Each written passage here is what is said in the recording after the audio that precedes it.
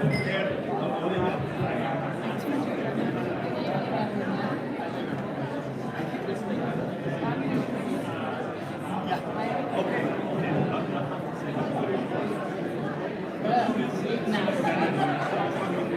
everyone. Hello. Hello.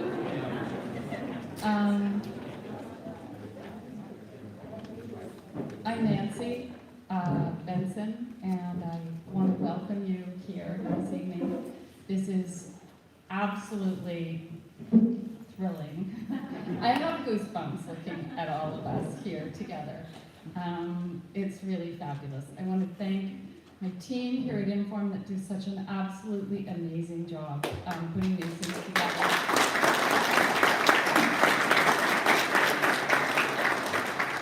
And of course, our partners in crime with Sala School of Architecture and Landscape Architecture at UBC, who we absolutely adore, every single one of you. So Daniel will continue the introduction.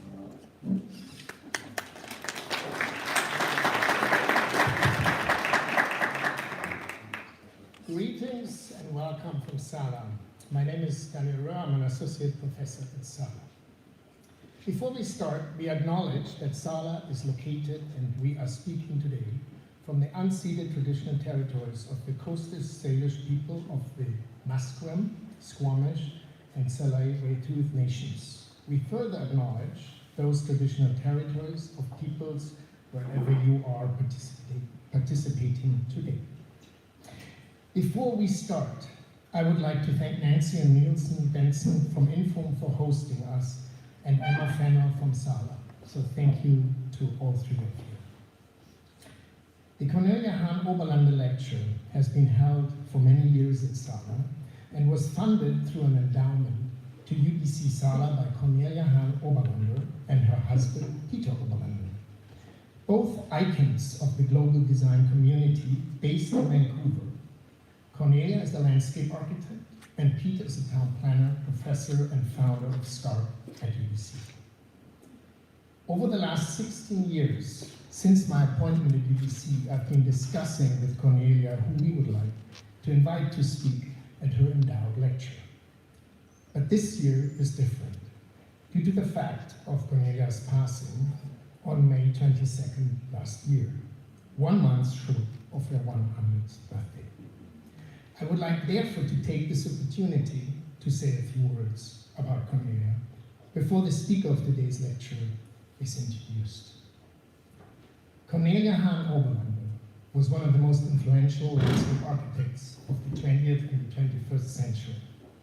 Her 70 years career as a designer influenced and inspired and inspires generations of landscape architects globally.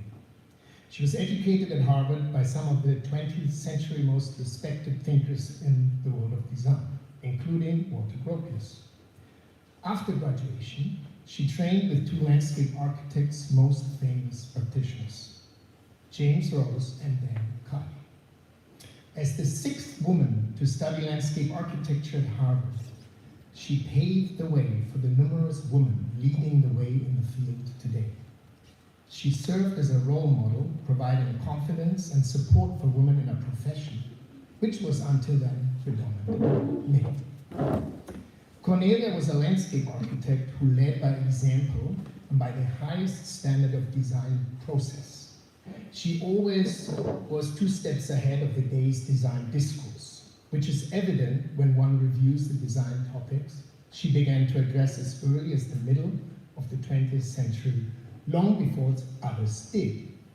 These include community engagement when designing outdoor spaces for housing, developing matrices for different play area programs, supporting the design of play areas to be engaging for children and parents through the design elements, and specifically site grading, and working symbiotically together with architect Arthur Erickson over 40 years.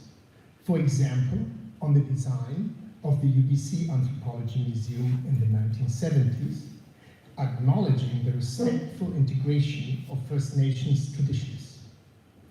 In recent years, she worked in the Northwestern Territories, invited by the First Nations to design landscapes for schools and public buildings.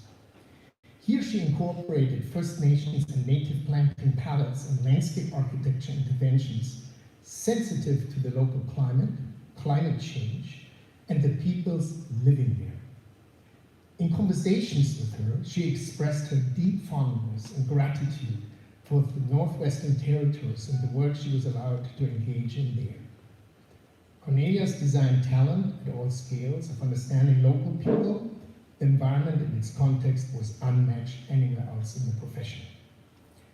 Cornelia led the way in solving both contemporary and future design problems during her 70-year-long career.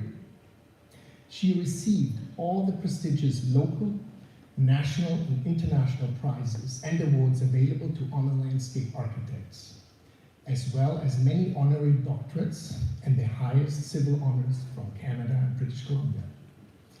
Vancouver's rarely bestowed Freedom of the City Award was also awarded to her.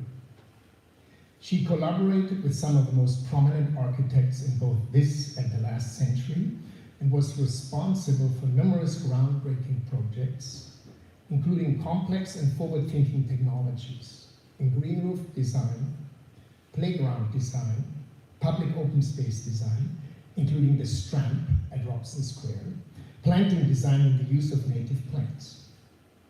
This year, a Global Landscape Architecture Prize has been awarded in her name for the first time to landscape architect Julia Hartmann, who will join us for the Cornelia Hahn Oberländer lecture next time. This prize of $100,000 is meant to be equivalent to the Pritzker Prize in Architecture and elevates the landscape architecture and its importance in the world today. The Cornelia Hahn Oberländer lecture is the most prestigious invitation the Sala's landscape architecture program can bestow upon a renowned landscape architect. Until Cornelia's death, she always recommended professionals who were bringing the field forward in whatever way, through design innovations, environmental advocacy, or new approaches in landscape architectural thinking. The speaker selection was her instrument to bring a global leading landscape architectural voice to Sala, for our students, professionals, and the faculty to listen to and engage with. Despite the fact that she cannot recommend the speakers anymore, she is here with us in spirit. This year, the outreach committee, consisting of students and faculty, took the role of selecting a speaker in her name. I know she would have appreciated especially the speaker's wishes and involvement. It is now my pleasure to invite Professor and Chair of the Outreach Committee, Leslie Van Duzer, to introduce this year's speaker of the Cornelia Hahn Oberländer Lecture. Thank you.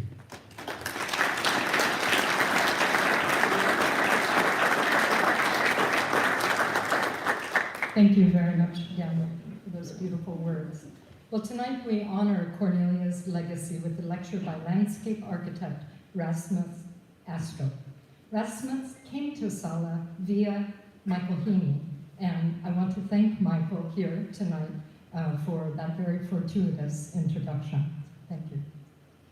It's hard to imagine a more fitting speaker for the Cornelia Hahn Oberländer lecture than tonight's guest. Rasmus is partner and design director of the Danish landscape architecture firm SLA. As a leading specialist in sustainable landscape architecture, integrated climate adaptation, and nature-based design, he has led SLA's most forward-looking and award-winning park and green infrastructure projects. SLA is known worldwide for its work with urban biodiversity. In addition to landscape architects and community planners, their team includes biologists, environmentalists, horticulturists, and anthropologists. SLA, I keep wanting to say Sala, but SLA has created landscapes, public spaces, and master planned communities in collaboration with numerous renowned architecture practices in cities from Copenhagen, Paris, to Beijing, Milan, Abu Dhabi, London, Detroit, and Toronto.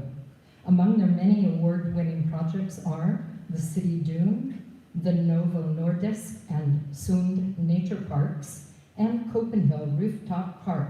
For the students here, you might remember the Arkaengo ski slope? Yeah. We will all be hearing very much more about Rasmus and SLA as they are now very actively engaged in numerous projects in Canada. Some of you may already be familiar with SLA's ongoing work with Icona Properties on the development of a new 150-acre wooded community in Anmore. Or perhaps you have read about their master plan for Downingsview, a 520-acre development on the site of the Bombardier Air Base in Toronto. With the airbase scheduled to be decommissioned in 2023, the site, which is about the same size as downtown Toronto, offers an opportunity to establish a wholly new hierarchy between nature, public space buildings, and infrastructure. I would say that SLA is on the move in Canada. On February 9th, it was announced that the team of KPMB, Hindle Architects, Tawa Architecture Collaborative, and SLA are the winners of the Arts Commons Transformation Project in Calgary. And then, less than a week later, on February 15th, the winning team for the 12-acre Quayside project in Toronto was announced. The lead architects will be Ad J. Associates, Allison Brooks, Architects, and Henning Larson. The lead landscape and public space designers are, you guessed it, SLA. So a huge congratulations to you, and please help me welcome Rasmus.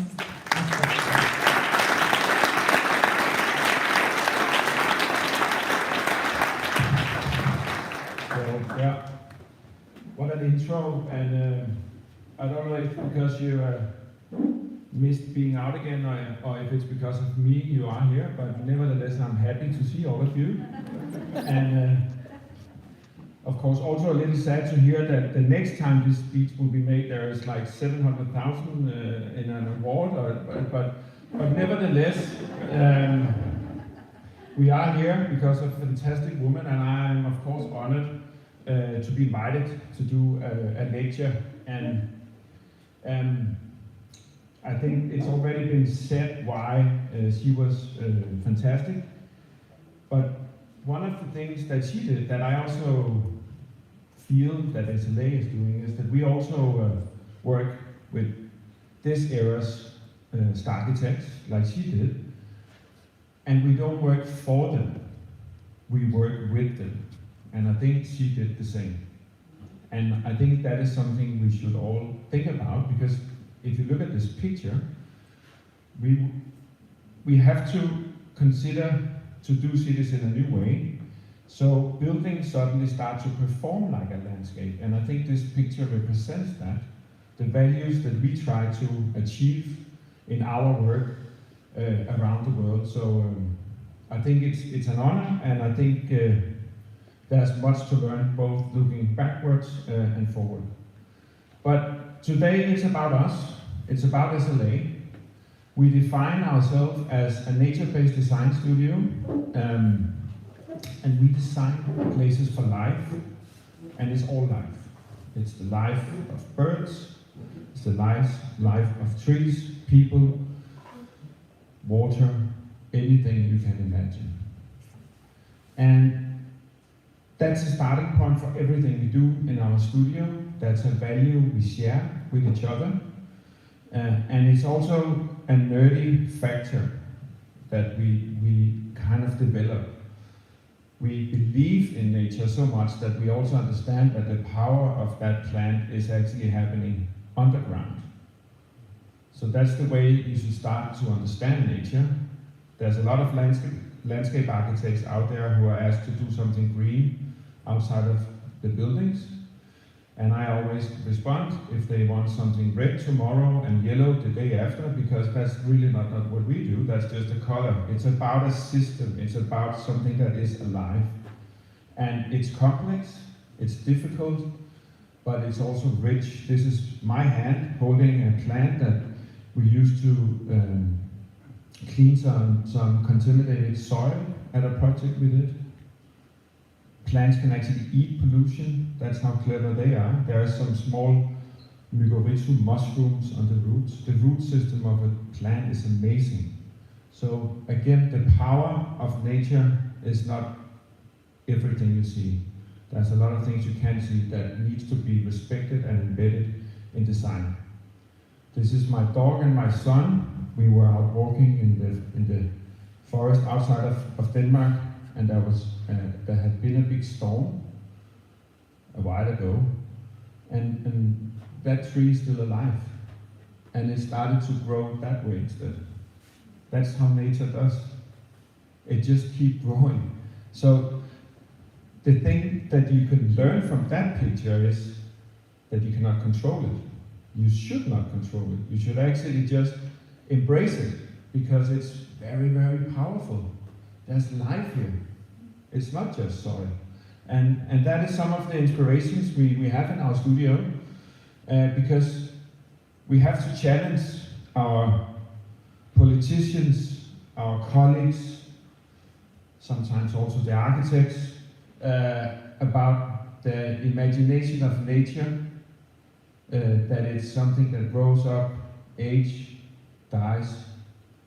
Reality is this: it's a nightmare of chaotic conditions out there, and then it's always been like that. There's always been flooding, fires, all sorts of things in nature, but it gets back. And some of the issues we have now with flooding and urban heat is because we don't respect this.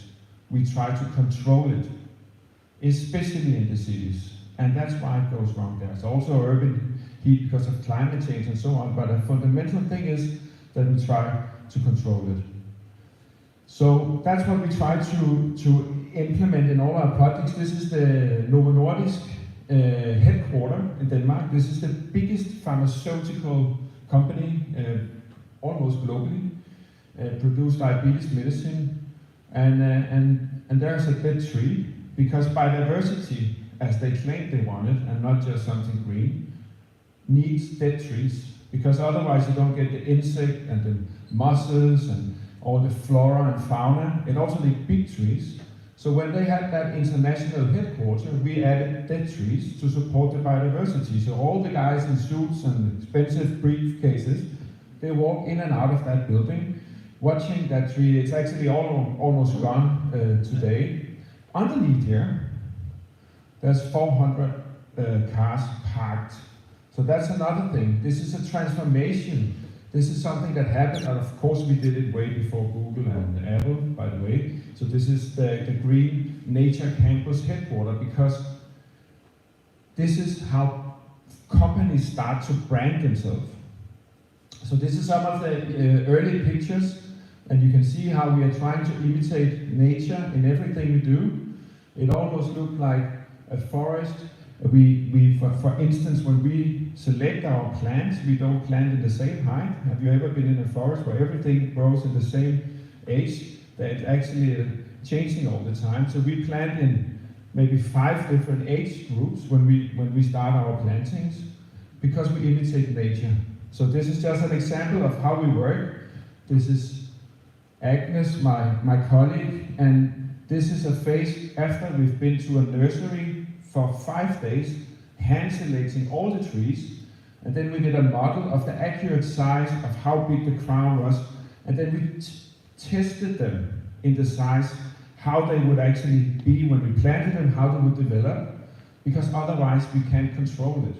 It's not nature, it's new nature, but we do it in respect of the ecosystem, of the plants, and of the design. It's a spatial experience. It's about the place. So you probably like that, nature, oh that's nice, let's have more of that. Then try to go to a client who has a business case That client, for instance, asked us to do a parking lot with asphalt and high-stone trees in the middle of the project. So how do you convince that? If some of you are students, never talk to your clients like they are also architects. That's the first mistake every architect and landscape architect is doing. Talk to them like a regular person. Like if you should convince your mom about something. So here they had a business case. They are in the pharmaceutical business. So this is an example of how we work. So I had to convince them about biodiversity. And they are in such a competitive company. So they hire some very fancy, rich people, not rich, but well-paid consultants to come in, and then they have brainstorm rooms, but not like this classic, funny furniture, sand on the floor, it's really creative, posters everywhere, and then they write even on the door, brainstorm room. Or, so when you enter, you get a good idea, right? That's super smart. And then you leave, and then you're a normal person again. So we challenge that, because I get my best idea when I leave you and take a walk. I'm gonna remember something I wish I had said. When I'm doing my morning run or the swim I did 5:45 this morning because I had jet lag, but I was thinking about something, because that's where my brain gets a break, and the best break for the brain is in nature. So it's actually smart. So we use that to sell the project to the client, because what is the biggest asset for a company? That's the employees. If you don't have employees, you don't have anything. So that park became a park for the employees. And luckily, a lot of clever people didn't have their best thoughts while they were sitting in a brainstorm room. They actually just walked outside and let the thoughts run freely. So we did that, and we made the journeys as long as possible. I had some HR people, I had some cost consultants measuring how many seconds the employees lost going from A to B, so they were complaining that it was a bad business case for the company. Financially, luckily we convinced them that it was good to walk to a meeting under these circumstances, because then you hear a bird, then you become more fresh, you're actually more innovative. We even did the topography so they feel it, so it's more sensuous. We had trees in the middle of the tree, and the path, they cannot walk with their iPhone without hitting it, so they really have to sense it. They have to talk to each other, they have to be present. And when you're present, you become more clever, you become more sensuous, and you also talk to your colleague. Innovation doesn't happen in singularity. Innovation happens when a lot of people meet each other, and especially the people who are not intended to meet each other. And that informality can be driven by nature. So that is what we do, and we do that in that scale. We of course also do it in a large scale, because as I said, a lot of the cities are not that clever. They are not completely in love with biodiversity. They are driven by something else. So let's challenge that, because it shouldn't be separated. It should be one thing. And we can do that. I think the Cornelia project is actually a reference of that. But there's this argument always. So this is the way we did it. It's a little technical, but you can see over here, you have the utility values. We can actually reduce the CO2 reduction. We can have clean air, rainwater management, urban heat reduction, and all sorts of things. That is something you can measure. You can ask an engineer and he can help you bring you those numbers. But there's also community, sensing, learning, belonging. That's something you feel. And we need both of them. We are not just a biology firm, we are designers. And we have to work with both values to have a complete community, a complete city. And I think from that, I would like to show some examples. I brought this one because it's a large-scale one, and because we are in Vancouver, and I know James, who sits right there, that you really transformed the waterfront. So did we in Oslo, together with architects and planners, but we have been working for 15 years in Oslo, changing the harbor. That building is the Opera by Snuhed, a very famous one. Before that, there was nothing there, and what you can see here is a two-level laned highway. The first time I went to work on our project, which is here and the entire waterfront, that highway was there. So what they did, which was quite bold, was that they changed it into this. Suddenly it's pedestrianized. This is the barcode plan, master plan in VRDV did, but it's a transformation. And I just thought it was interesting. And one of the things that we learned when we had to do that is both the time and the phases, but it was edge. It's all about how the city meets the water. So all of the design we've done is actually about that edge. How do you walk towards that horizon? What do you look like? What do you see through? But what do you actually, how do you connect with the water? Because the city was not connected to the water, as you could see, so there was like a very smart one, which was, because it's Norway, they have a lot of oil, so they just took this and put it in a tunnel out here in the water. Extremely nice, perfect. I mean, it's a dream solution for any city. So that was perfect. So that was the first step, but then we had to go to the next step, which was like the eye level connection. So what we did was we worked with that level. So everywhere you go, there is always a connection to the water. There's a step, there's different levels, there's quiet places, there's wood decks, there is terraces down here, as you can see. So when we then got this project, that I know some of you are interested of seeing, we used that as a reference to get into the team. The problem was just that the actual site is this one. So there was no waterfront. And that was kind of our take on it, and we talked about edge towards the water, and we were really excited about it, and it was called a waterfront a project, but it isn't. There is also a site next to here, and by the way, for those of you who don't know it, this is in Toronto. It's a site that is called Quayside, and that is the competition that Leslie mentioned that we won. And it's a controversial site because it was a site that was previously developed by Snuhed and Hedderwick for Sidewalk and Google.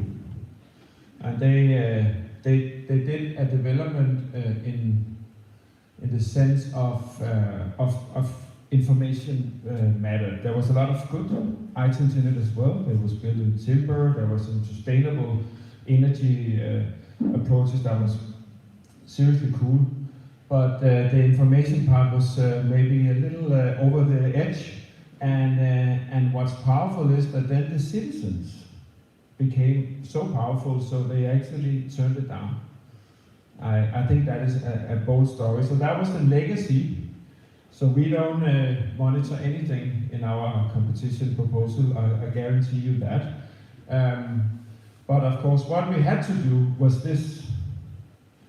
As a Danish person, this is quite tall, but that's nevertheless how it is.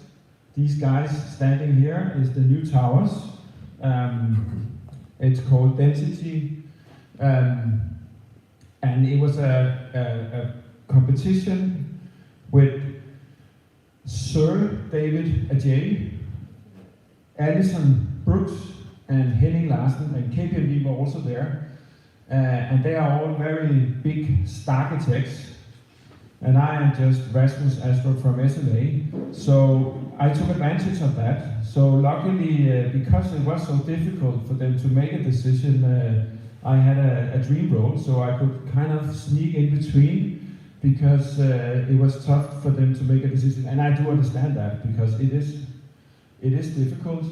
And the plan looked very different from what you see here with that that very bold linear building here by AJ that is inspired by a warehouse, because it was actually courtyards in the brief, and that was the biggest move I think we made, was to nail how to kill the courtyards and the podiums, and then we did this, and of course from the beginning we knew that we had to embrace everything with city nature, like Cornelia would have done, and we had to think about it as a multi-leveled city, so that's also what we did.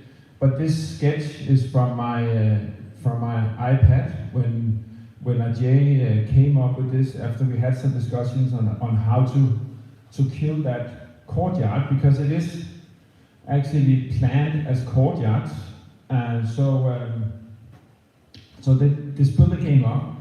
So I'm probably not allowed to say. So I made that sketch, and I sent it to Ajay, and I sneaked it to the client, and then I took one architect by the time, because it's a very democratic process to be working like that. But what this sketch represents was the first time we accepted that we are not a waterfront site. We kept saying that, we kept talking about it. So my point with this sketch was to say we are not a waterfront site, but we can do something that is not there. We can create an urban vibe, we can create production of food, and we can add nature. And then of course there was a long battle of podium talks afterwards. You know, when you have a tower and the architect says, I just need like, it's like 5% of my podium, then it eats 25% of the urban space, so there is always a battle, and there is a reason for podiums, so that's not, but I will not drag you into all these discussions, but this actually became the development. This is the render from above.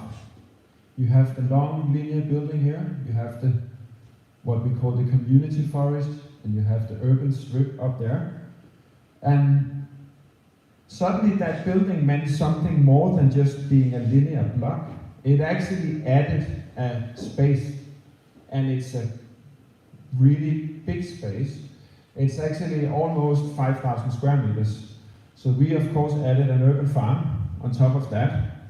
It was both a requirement, and I'm not sure it will be exactly that amount and all, you know, things will develop now, but that was in the proposal. This is what we handed in, and that is really cool. So it became about that linearity, accepting that we cannot be there, and discussing what we actually needed to provide. What does Toronto waterfront needs?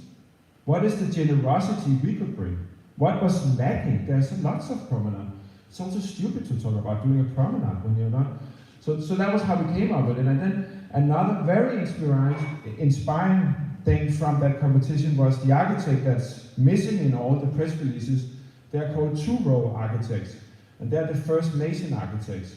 So I had some meetings with them, and I talked about how we do in Denmark and how we deal with stormwater, and then he stopped me and said, I don't understand why you call it stormwater. We call it rain. And it just falls down from the sky, and it's actually a resource. And then we talked about blocking the wind, and he said, it's actually good to have wind. Wind is energy. Wind is flow. And I was like, fuck yeah, that's true. Sorry, my neighbor was like, why are we like using all these stupid words when we are actually here to celebrate it?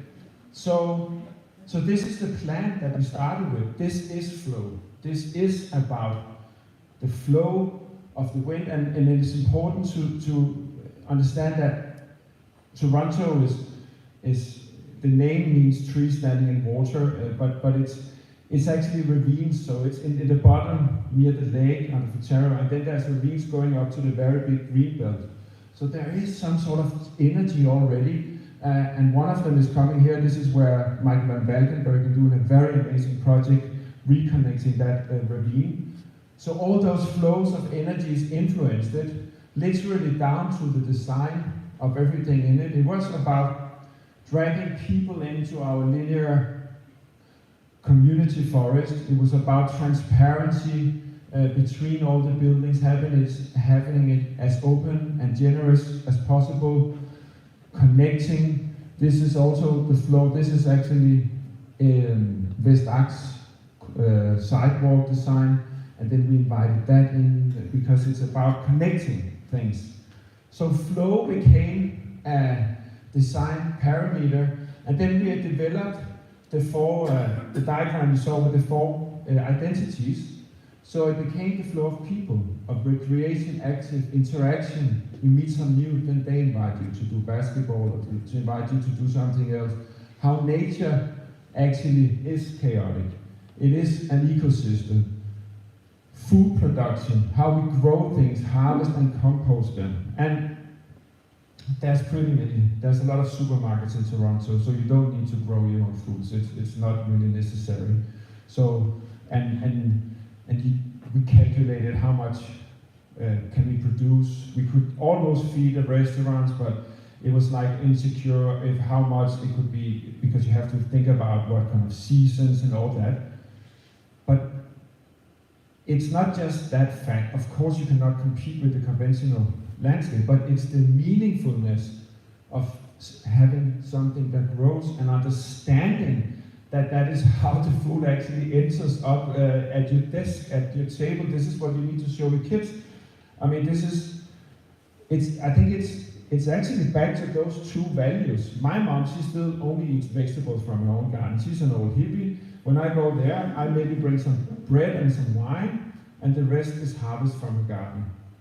And that is on that left side of my diagram.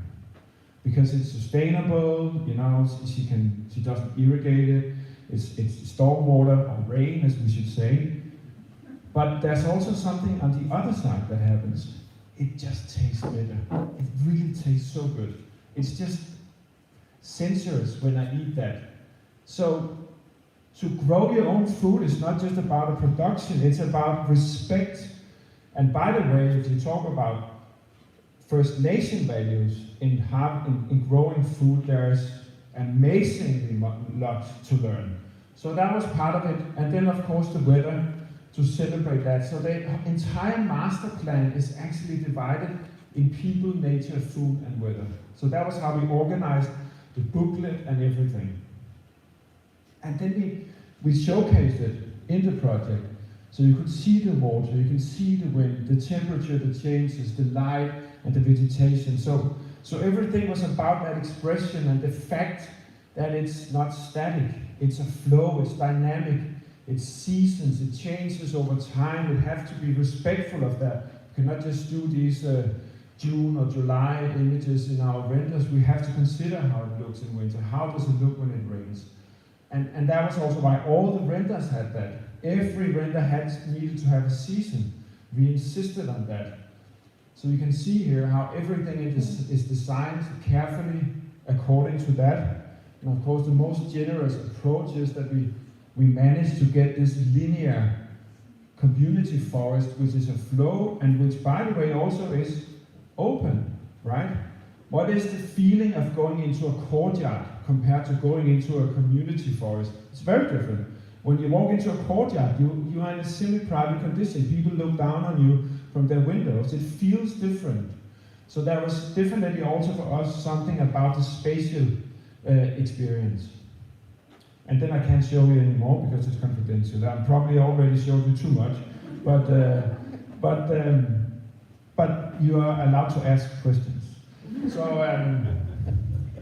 but then, luckily, you can say that we learned a lot about the flow, but I also dare to say that we also find a connection with the First Nation values, because this is actually a plan that my colleague Sune, who sits right there, that's a project he did.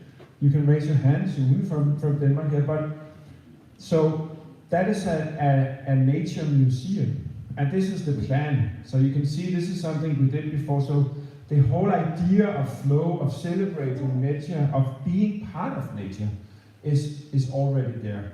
And I think that was why, for us, it's so cool, exciting, respectful, and meaningful to work here in Canada, because there are these values embedded, because you have so much nature, because you talk about it, because you recognize your history. I think for us, I won't say it's easy, but it gives us energy to be here. So this is the flow, and this is the museum before it was really grown. But this is some of the collages with it. So this is also how we sometimes work. This is, of course, sometimes challenging to show to a client because they don't understand what it is. Some, of course, my Vancouver clients understands everything. That's just a little note.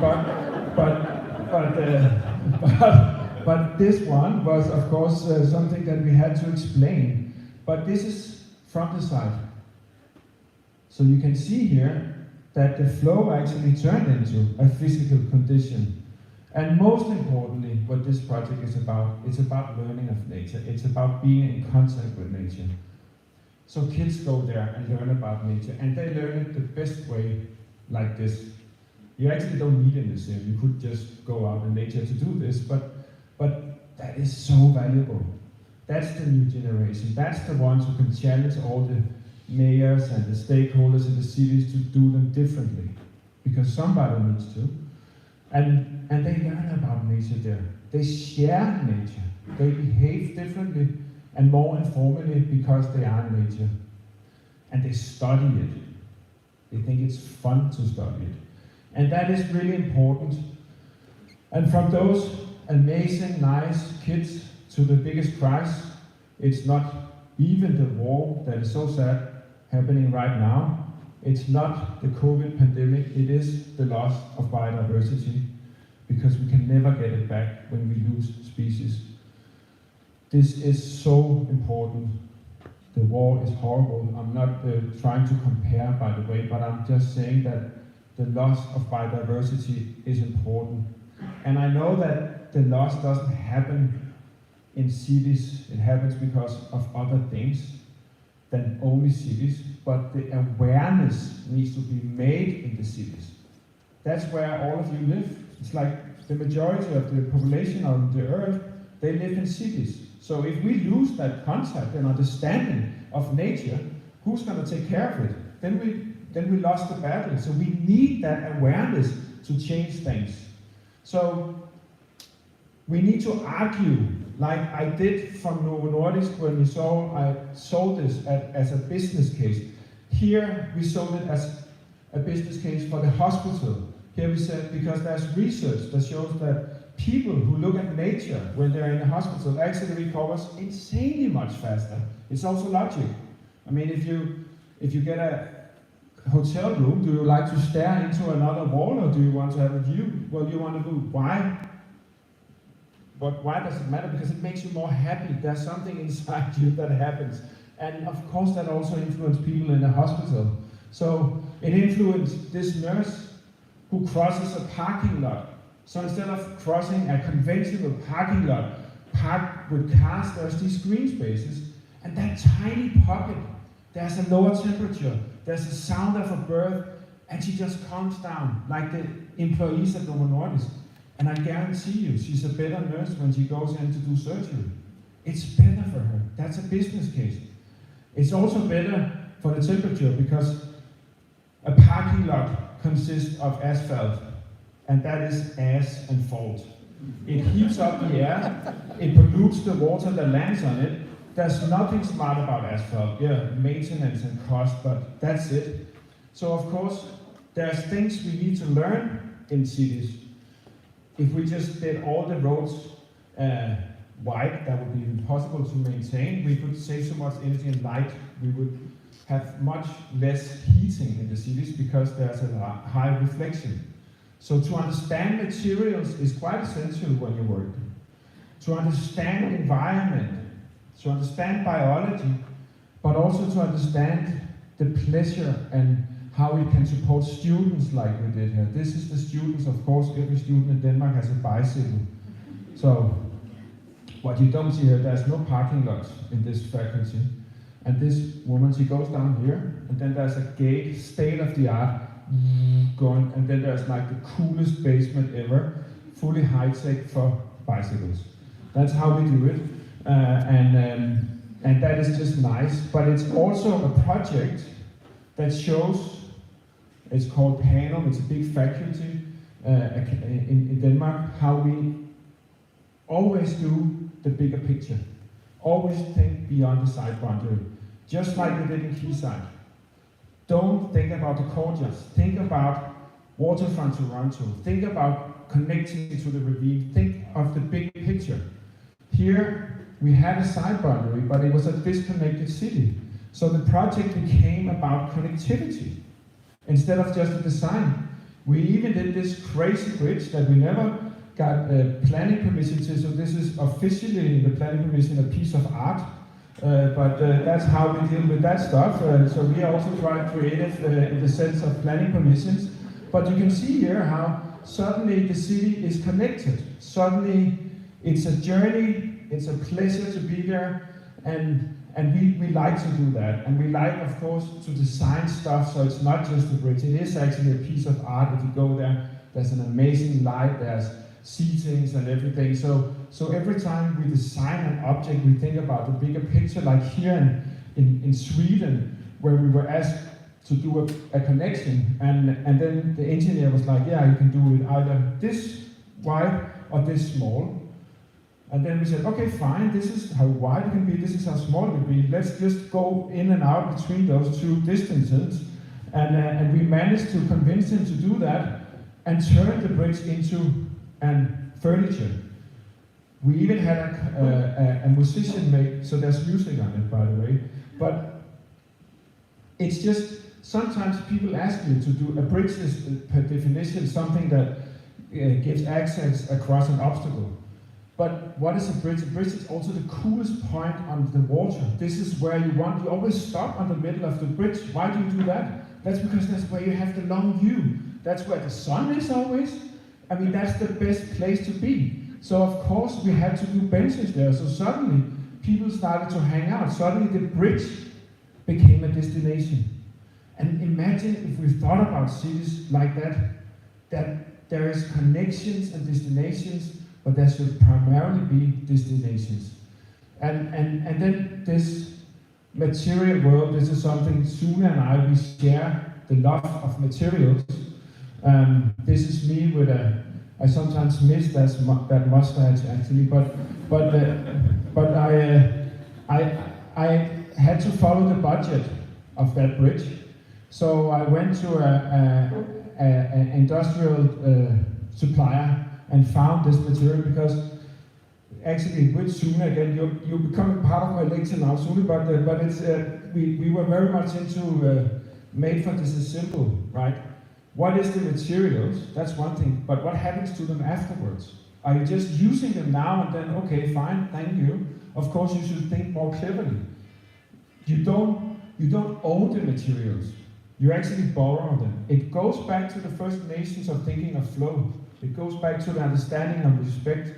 And so this entire bridge is actually, I have no idea what you call this instrument in English. A mulch? Yeah. You can disassemble the entire bridge with that tool. Quite dangerous actually, but you can. So it's really amazing that you can take those materials and you can bring them somewhere else. And that is more sustainable. And of course, it's industrial. There's this, it's called Miro effect, you know, when you put two of those materials. I mean, there's a lot. It's not just because it's sustainable. It's also about reflections of water. It's all these stories.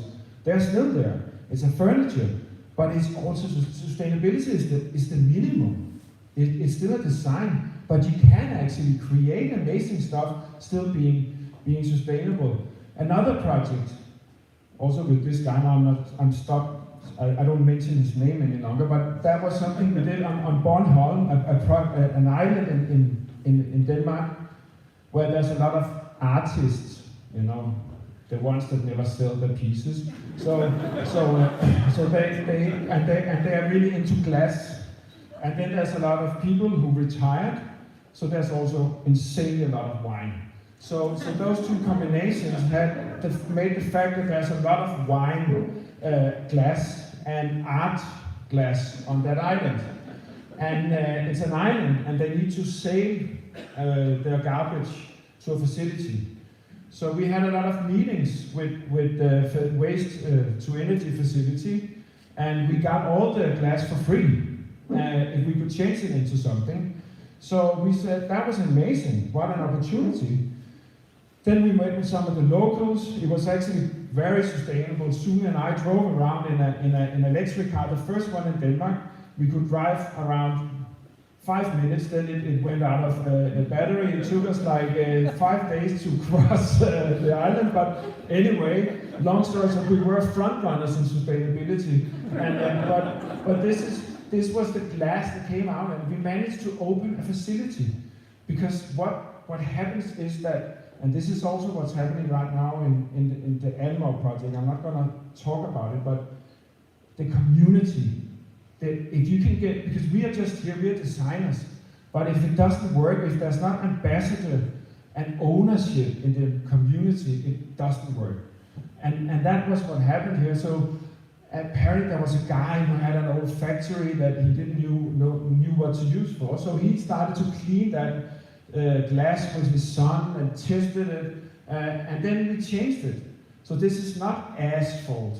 This is actually bitumen-free asphalt, and it has recycled glass in it, and it's so beautiful when the sun hits it. So we made a new type of asphalt. In that, we made retaining walls where we made, this is gravel. And the funny thing is, when everybody that goes on, it's a hotel, the first thing they do is they need to add new bread because people steal it. They put it in their pockets and bring it home. But imagine that the gravel suddenly is so cool that you want to bring it home. I mean, that's kind of amazing, and it's garbage. So think about materials in a smart way. Think about soil. Soil is the biggest resource we have. It's also very important for biodiversity. This is a project we did, and it's starting to check. It's under construction. It's a wall. This is a mock-up, but we are doing it in a courtyard.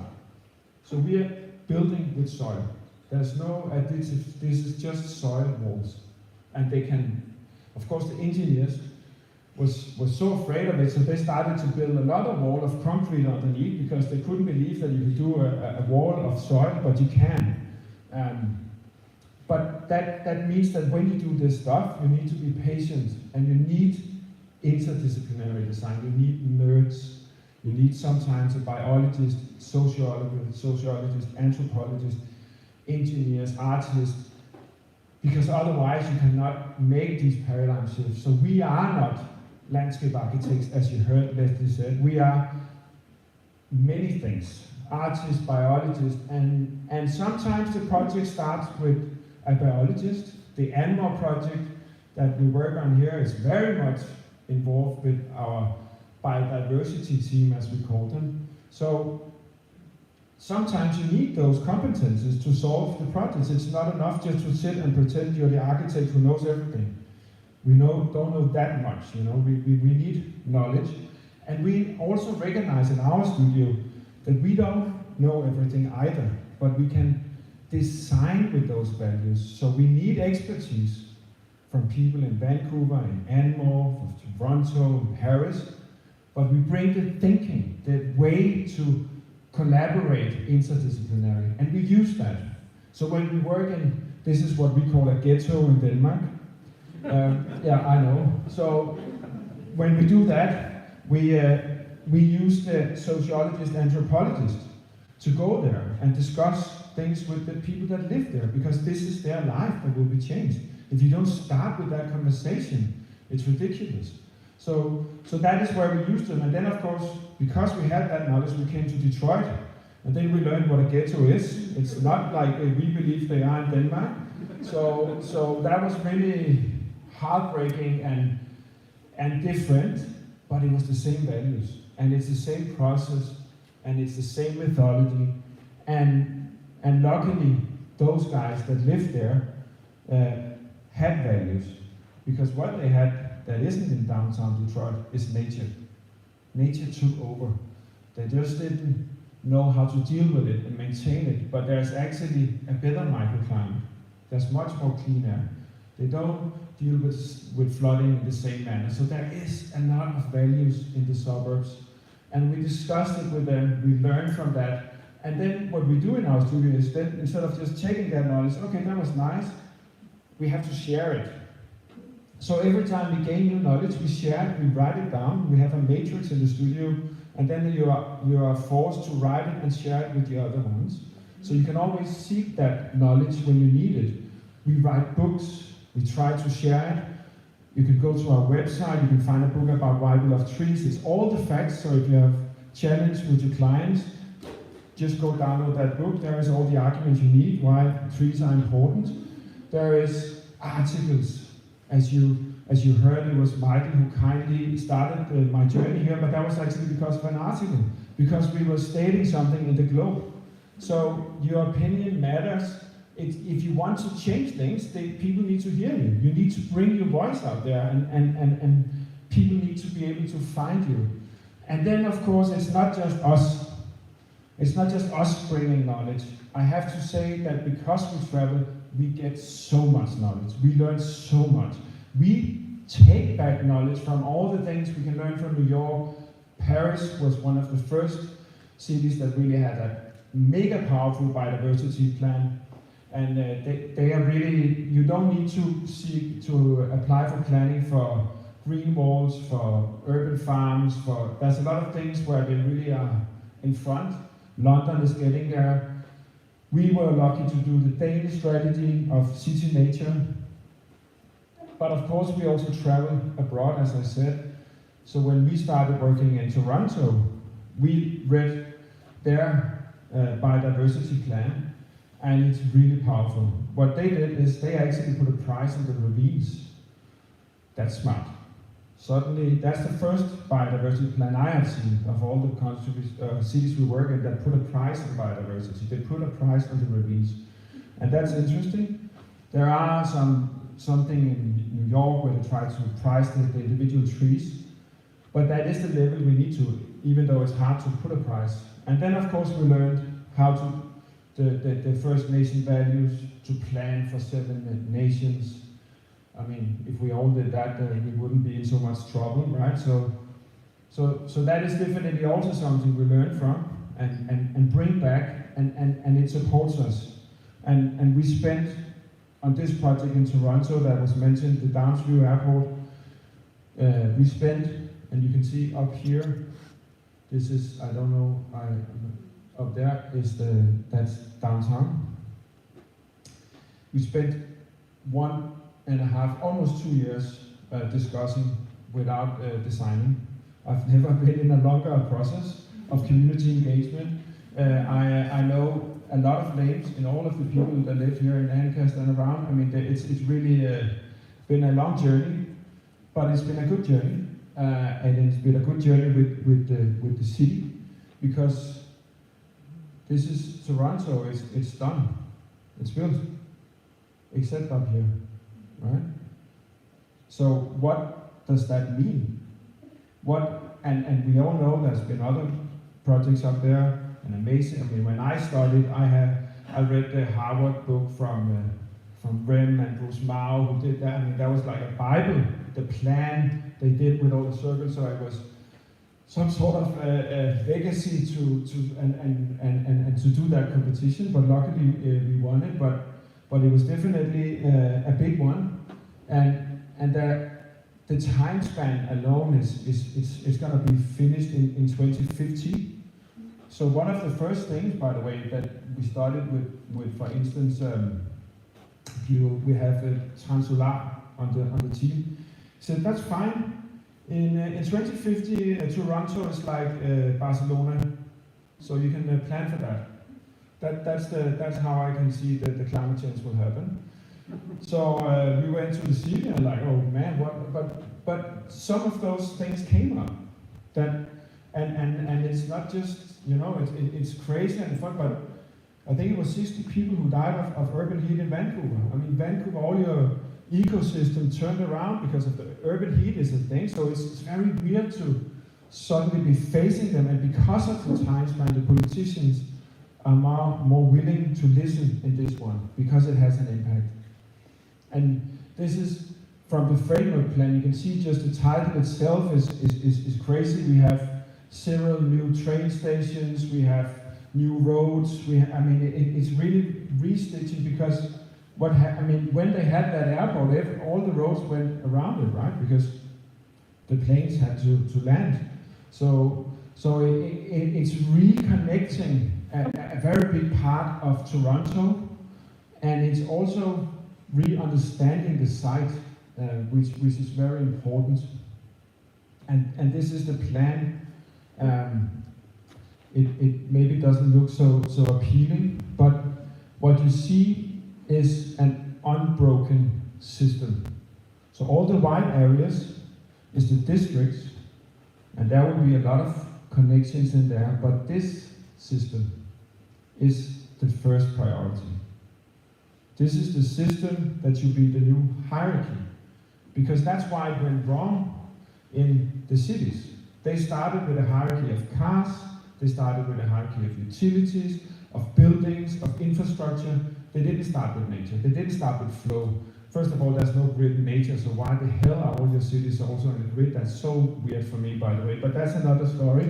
But I know it's efficient, but this is what we claimed, and of course, one of the legacies is the runway, 2 kilometer long runway, and we used the frame in the competition. It used to be a global connection, now it's a local social connection. Of course, it needs to be catchy.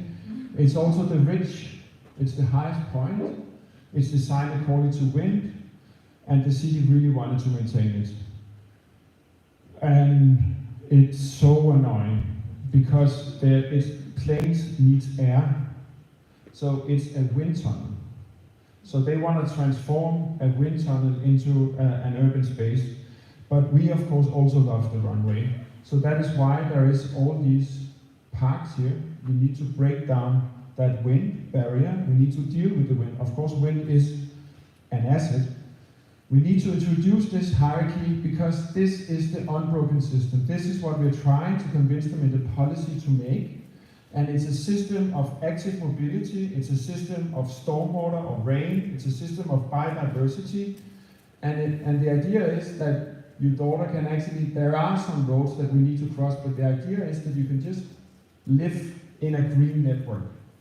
There will still be green stuff inside, but this is fixed in the master plan. And that's of course challenging. It means a lot of debate. For instance, if you do a stormwater management area, it doesn't count as a green space because every municipality around the world, they have silos. That was also the problem we had in Denmark. So somebody deals with stormwater, somebody deals with bicycle lanes, somebody deals with roads, somebody deals with build, and they don't talk to each other and they cannot collaborate because it's different budgets, it's different maintenance.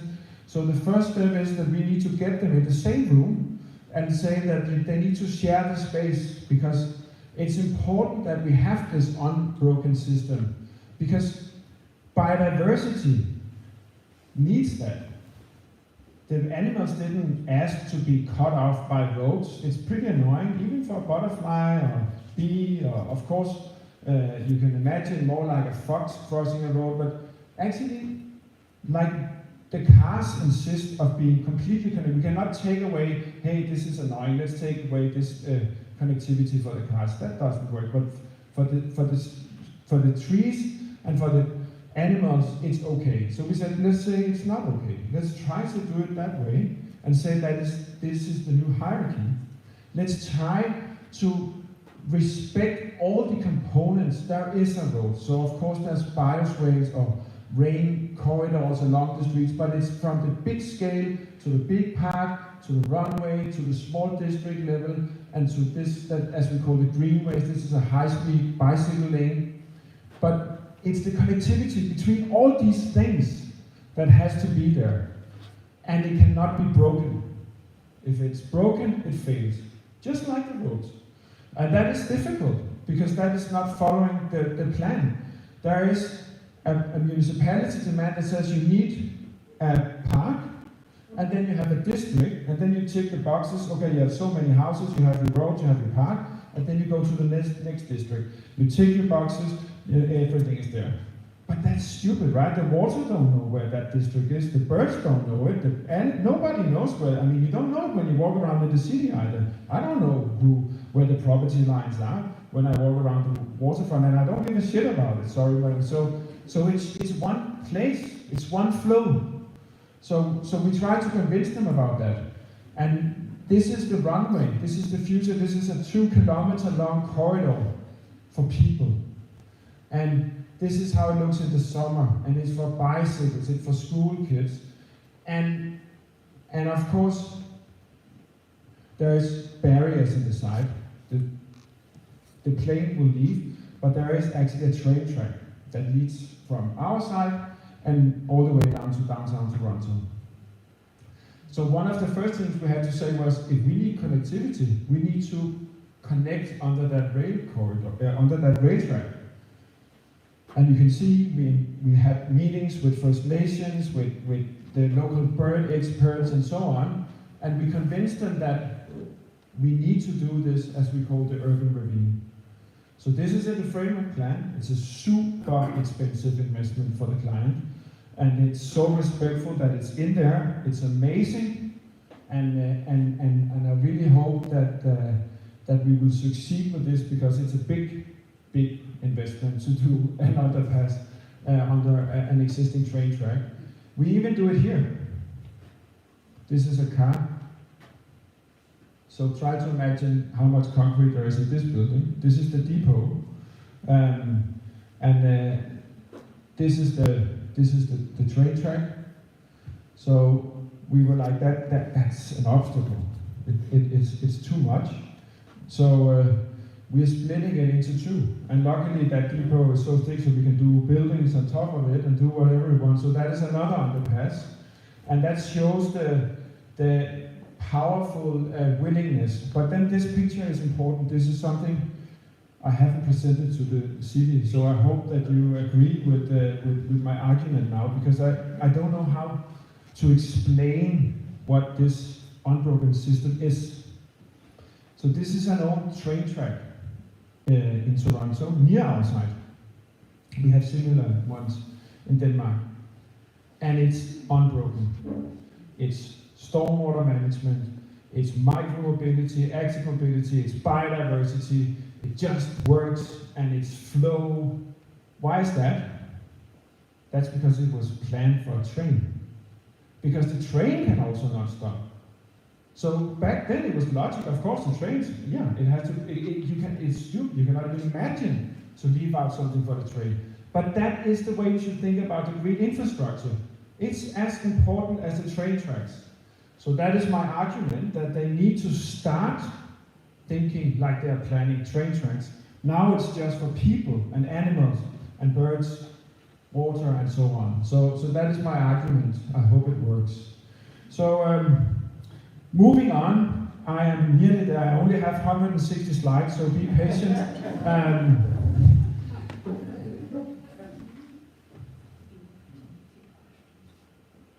I need to, speed up. How to do that? So biodiversity is important, as you can see. It's just interesting. You heard we work in Abu Dhabi, and when we worked there, we found out two things. They have no soil, they only have sand, and they have no water.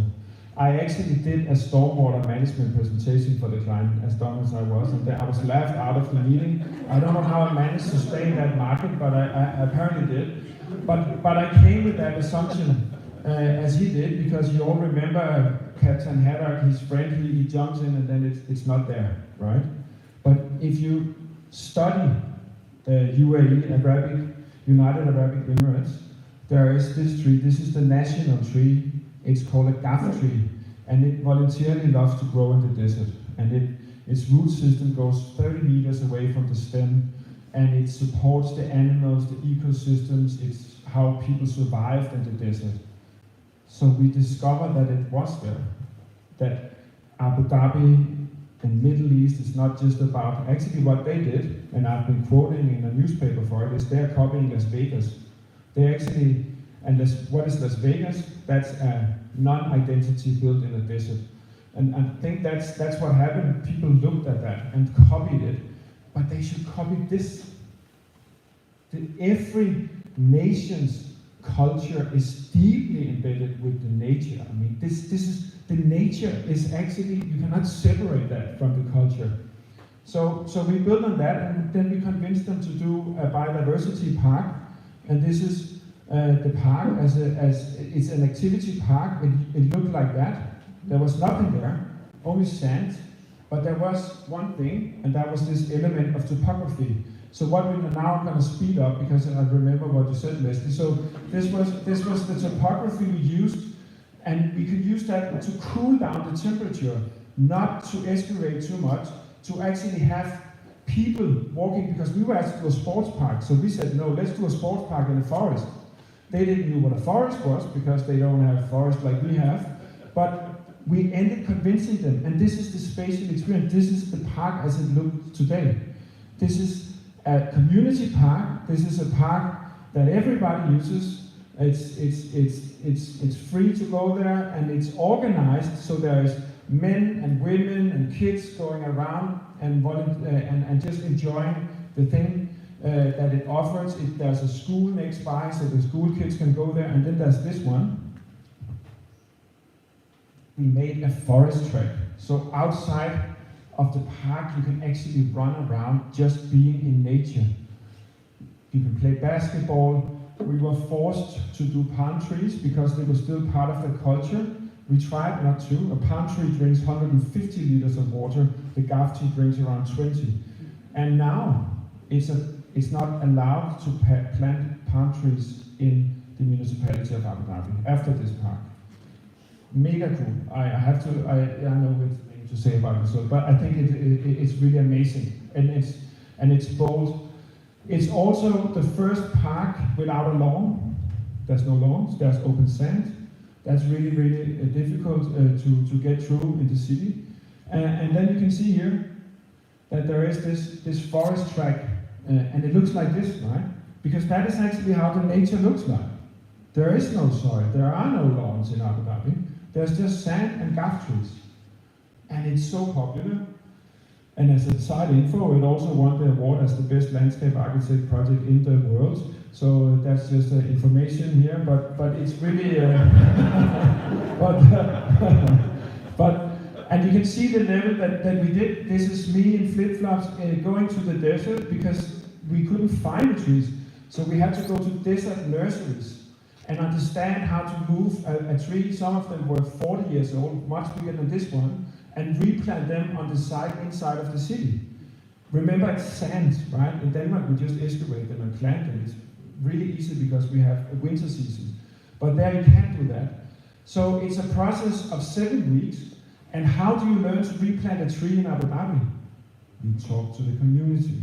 You talk to the elderly. You learn from them. So suddenly we came in school, we learned from professors and people who were there how to actually do the landscape.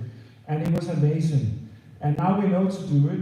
We studied and add technology, so we added this stone is called seal plant, so we can actually reduce water consumption with 40%. You can imagine what happens when you irrigate sand. It disappears. So we made zones where we started to harvest and organize the irrigation system smartly. So we are reducing water consumption with 40%. We are considering the microclimate, the bird habitats, and of course everything happens from here, as I showed in the beginning. So it's an entire ecosystem. It's a place where you go and enjoy each other, and biodiversity, you play and you run around in the forest track. Kids just go bananas here. Luckily, this is the most most popular playground. It's not the other one, it's the forest. So that was a biodiversity park. It was awarded. We had articles in our daily, the scene, that is like famous newspaper sites. And then the bird list came. I mean, 1 week after construction, there was three bird nests. They found a snake, by the way. They had to kill that. That was too dangerous. But then the beehives started to come, because it's a biodiversity park. The bees are quite important. And they didn't know what to do because they're afraid of the bees. So I received an email where the contractor wrote to the municipality of Abu Dhabi with me CC, quoting me from Arc Daily, saying that this is officially a park for bees and butterflies and insects, so I cannot go against you, dear municipality. I cannot fulfill my mission. And the municipality knew what to do, and there was no manuals because it's a paradigm shift. And then they started to take them down. And as soon as they took them down, another one appeared. You cannot beat them. The bees like to be in that park. So eventually, they found a system where some places they are allowed to be. But the irony is that outside of this park, right outside of this park, there's a 6-lane highway on all edges. So if that little kid walks on that high lane, he dies. He gets cancer because there's air pollution. But we are not afraid of that. We are afraid of the fucking bees that provides the ecosystem. There's something wrong with us in the cities. We lost our connection with nature. And this is an example of it. We need to embrace it. And we need to combine it with buildings like you saw. We need to understand how it supports people, energy, flow. Again, this is our very famous park in the SEB one mentioned. This is a building, but it's also a landscape. I think it's a reference to Camilla. This is steps that continue into a building. It's ecosystem. We harvest all the stormwater. Here is a project from Paris. Here we are actually using plants, controlling the water, cleaning the air. You can reduce 50% of air pollution with a root system and technical ventilators. We can do so much. There's even a tea plantation, because tea is the only plant that has an intake of the heavy metals from the air pollution. So this is a project. This is the one you probably also see. This is a waste of energy facility, but it's also an ecosystem. This is a project that is, of course, not nature. It was so complicated. It's 80 meters tall. There's so much windy. So you need to understand the technique of how to plant there. You need to understand a journey, because it's fake, right? It's a roof. And we studied how to, what does it mean to arise on a building? I never designed a mountain before. So how do you spatially think about the journey going up, where you have a narrow perspective, going down where it's wide? We studied all that, and we started habitats. Humboldt's amazing habitats. We only have 80, so we are not even counting. But could we do that journey inspired by it? And then we studied this. We learned that the site was just fake, because we wanted to bring biodiversity, but there was nothing to bring. It was just completely whack. There was nothing there. So we made our own. Instead of bringing it to our side, we brought it to the surroundings. So we wanted the birds to help us. We wanted seed bombs and so on. So suddenly this project became about spreading. Again, this is the generosity. This is something that is beyond the site boundary. And now our biologists are walking around them. I still have one more project after this one. I'll really speed up now. And there is biodiversity. And this, this little bird was sent to me. I have a dear colleague who is into birds. I don't know the name in English, but this bird likes to live on mountains. And now it arrived, and it's walking around on the ski slope. It's plastic, it's fake, but it's chosen to be there on a building. And that bird is real. So we can actually have harmony between the built and the grown environment. I think this is such a good proof of it. And this is the last project, Leslie. And it's a climate neighborhood. And it was flooded because of rain. And what we did was that we changed it into something new. We changed the street into something that wasn't there before. So it feels like a forest. There are still parked cars, the same amount. There's buses, there's bicycles, but there's also 100 new species since we started this project 2 years ago, in the middle of the city. We didn't do anything. Nature brought it itself. And it's so amazing. You can actually change things. You can solve the stormwater and suddenly walk around in a roundabout, having that feeling like that. It wasn't difficult to enhance it. You can see how it looked before. It was not the most difficult task, but it was difficult to solve the infrastructure, the utilities, all the technical aspects of how to store water, make it safe so that there will never be flooded. We added so much enhancement of the bicycle lanes. We gathered all the silos in the city. We gathered private owners, we gathered the municipality, we gathered the utility systems to talk together. That is what's needed in the paradigm shift. Everybody thinks it's a great design. No, it's not. It's like 1,000 hours of lane conversations where you patiently need to discuss, and James is nodding because that is where the design changed. That's in all these conversations. And we did that, and we succeeded. And then the other element, as I said, was the community. There's somebody now who takes care of the bird houses there. There's somebody who maintains the site. Again, we need community ambassadors to take ownership when we are done, when we have no more fee. We don't go there. Well, we go there, but not in the same way as we should. And new businesses started. It completely changed. And again, this is a road. And suddenly this came. I didn't make it up. I've showed it a couple of times, but it's really. This is Instagram. Instead of posting Nike shoes and their vodka bottles from a club or whatever, and that's also fine, the young kids in this area is posting nature. They think this is mega awesome. This is something you share with your friends. That's the paradigm shift. That's where we need to go. Otherwise, we will never change things. And then lastly, to explain how difficult it was to get this through, maintenance. Those guys, they can talk for hours, and they have manuals, and it's impossible. And the water lands here, and it goes on that sidewalk into this rain bed. We have ice, so we salt in the winter. So that means when it rains, the salt goes into the plant bed and kills the plants. And nobody has been able to solve that for 50 years in the municipality of Copenhagen. What we did was this grill. This is a snowflake, and this is the sun.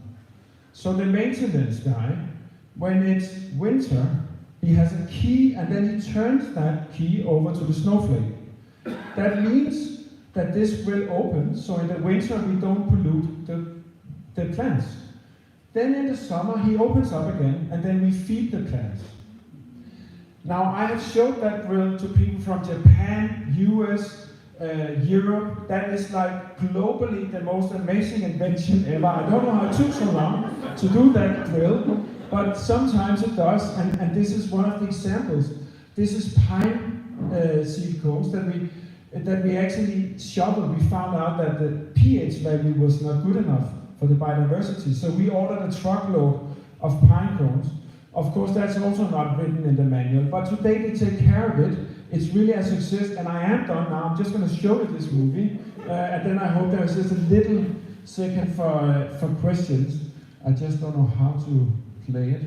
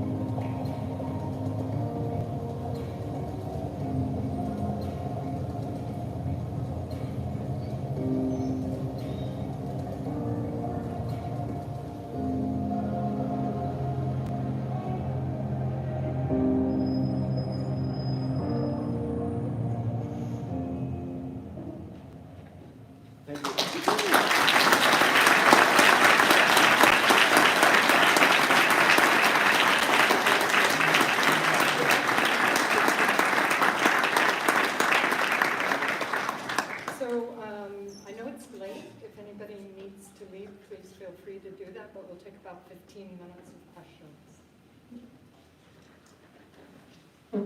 Am I gonna, who's controlling who do? Oh, it's a small room. People can just stand up and. Thank you for your talk. I think that was very insightful. I'm curious to know for developers, like, obviously this is very appealing, what some challenges come up for developers looking at integrating this in projects and some of the solutions you see. I don't know if you can speak more about the West Coast landscape and ecology, but it's good to know those challenges. Well, I think instead of thinking of challenges, you should. I think.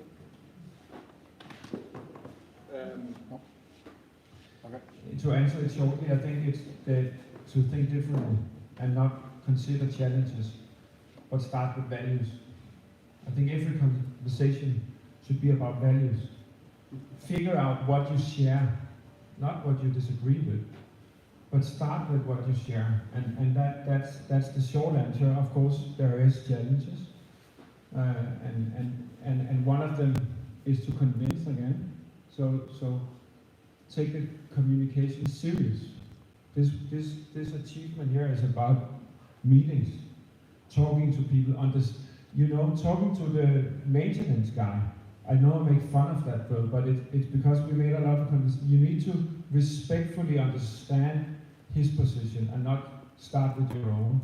It's about communicating, and it's about engagement. I think that's really the key to success, and try to avoid. And that doesn't matter if you are here in North America or in Abu Dhabi or in Paris, or it's the same process. Yes?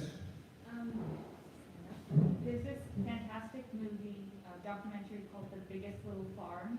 Not sure if Yeah, I've seen that one. And it kind of describes sustainable farming practices based on biodiversity as a tool for that. And I was thinking during your talk, if you're designing for biodiversity in cities, you get some of these kind of unwanted to developers or to clients, these pests or animals that you would say are wonderful, but they might not. And then you started speaking about the bees, and I thought, oh, of course you do get that. And I was wondering if there are any examples of how to convince, once you meet those challenges, how to convince the city to be okay with these things, or if there are any examples of successful. Well, I think the one in Abu Dhabi is quite successful. But that was because the biodiversity park worked so well, so they just gave up, right? Because they had to remove the park to get rid of the bees.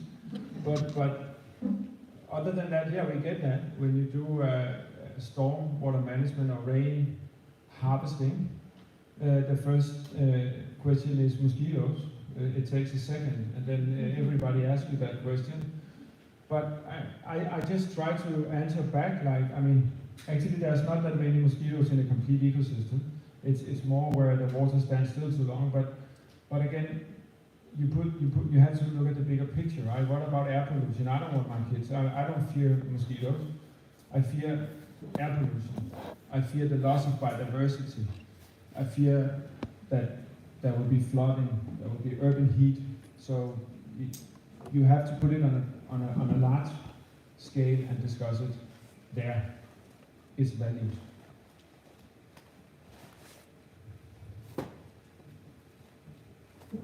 I am an urban design student from Sala. So I just had a question. I come from a background in India. This is a story I just want to share about a real experience. Yes?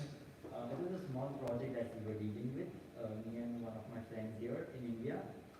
And to share the process, it happens that a night before we were going to present something to the client, we really spent hours on the idea we had. It was about a small home garden instead of a barren terrace. After spending hours, the next day you realize that kind of client is just having so many fixed mindsets that one doesn't want to go with nature for maintenance, etc. All of a sudden, when you're so young and passionate about things, it kind of really makes you think on who was I doing this for actually. You did it for yourself. But then at that stage, it's the thing that really makes you think about things logically and kind of comes to use passion. So did it ever happen with you, and how do you still kind of go for at least at this scale of project? Yeah, I appreciate that you did the effort, and of course, you could have avoided it if you talked to him about values before you suggested that, and then you could maybe have figured out that he only wanted to do something else, and then you could try to convince him just with the argument before you did the design. But that is difficult, and I've been in your situation. I still end up in it. But I think I don't only work for the clients. They pay the salary, but I also work for myself. It's my passion. So it's annoying when it don't happen, but then you just keep fighting because it's never stopping.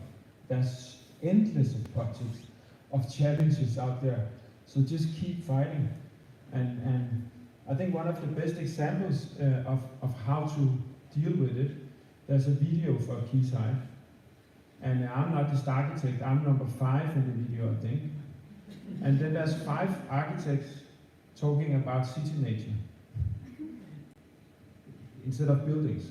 And my colleague said, we came with that. But why did we came with that? Because we want city nature, right? So if Sir David Adjaye, Alison Brooks, Henning Larsen, KPMG starts to say city nature, it's good, right? We want to change things. So it's a victory when they start to talk about city nature. That's how we should think. Thank you. Yes? When you were talking about the urban farm on the route and speaking about like the not being able to supply restaurants and maintaining seasonality and stuff, have you thought at all about like integrating fruit trees into landscape architecture design at all, and like maybe challenges associated with that? Yes, we did work a lot with that. We have also done projects about it. We actually made an entire farm in Abu Dhabi. In Abu Dhabi, they drink because it's so warm. So you drink when you get the heat issue, you drink a mix of lime. It's called lemon mint juice. And you can actually grow them pretty sustainable. If you learn from the old oasis, they're quite smart. The reason why they had the palm trees is because they provide shade for the fruit trees. And then in the bottom, you can have small shrubs and bush. So we started to implement that and did our own lemon mint farm. So instead of organic, of course, so when you sit there, you can actually drink directly in the farm. And then we have implemented it a lot in Denmark. A problem with when you go into private lodges, the fruit is a problem, like the beech, they fall down and rot. So that is an issue. Yeah, I know. But that's something you just have to deal with. I think it's very important that you can also eat nature. Yeah. On the Quayside project, how do you deal with the legacy that was there on the Sidewalk Labs thing, and then the scrutiny that is now coming in probably in your new project?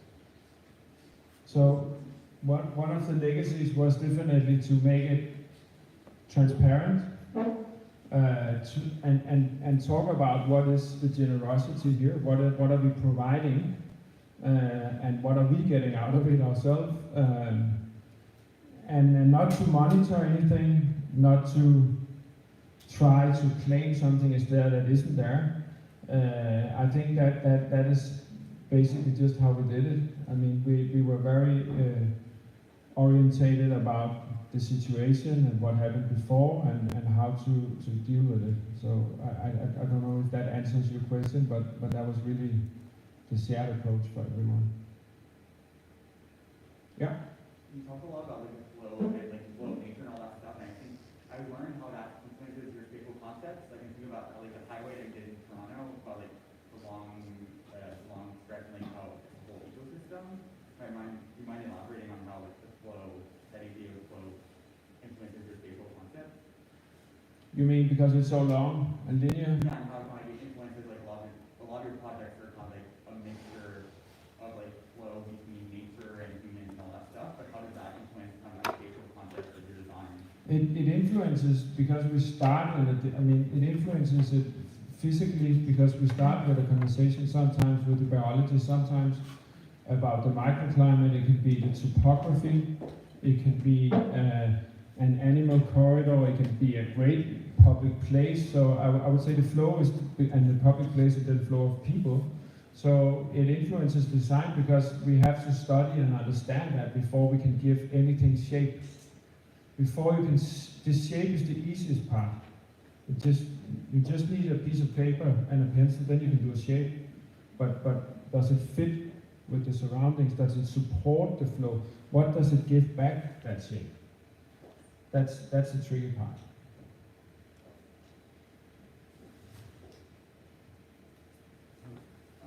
What's your, like, you're seeing, like, there's a big trend right now, especially with a lot of architects, like a lot of renderings with a lot of, like, green facades, that kind of thing. What's your opinion about that more kind of, like, vertical nature? Yeah, and this is an excellent colleague from Vancouver, and we collaborate, so, and share the same values, so it's a good question, thanks. Yeah, when we did that project in France, there was a big, that was really the first hype. It was called Replant Paris. That was the first international project where all the architects came together and we saw the green architecture really starting. We were up against Patrick Blank for our side, Fujimoto, when everybody was there, and they all had a green facade. But ours was the only one who had a purpose. The other ones was decoration. Ours was about to clean the air. And another example could be to have it as an ecosystem, because it's a very big surface. So when we started to develop it, there are so many demands from the biodiversity plan, so there you cannot use anything else than local species. Suddenly it became about the water that runs on that facade and get cleaned on the journey from the top of the roof and down. So I think there's a mega potential in green facades, but they are not, again, green is a color. I think we should treat them a little differently. In Toronto, in the downstream, we have made a whole manual for green roofs and facades according to bird species. So every height is designed according to a specific bird species, because they have to provide something, like the part that on top of a J's building. I mean, they play a value. So I think there is a future, but I also think there's a lot of greenwashing. I agree completely with that. Should we take the last one? Yeah. We happen to remember the manufacturer of the recycled glass asphalt you used for your project? It was not it was a dude who had a factory, and soon and I had some beer with him, and then we opened it up with his son, so it's pretty low key, but I can hook you up. Okay, let's go have some beer and some wine. Thank you.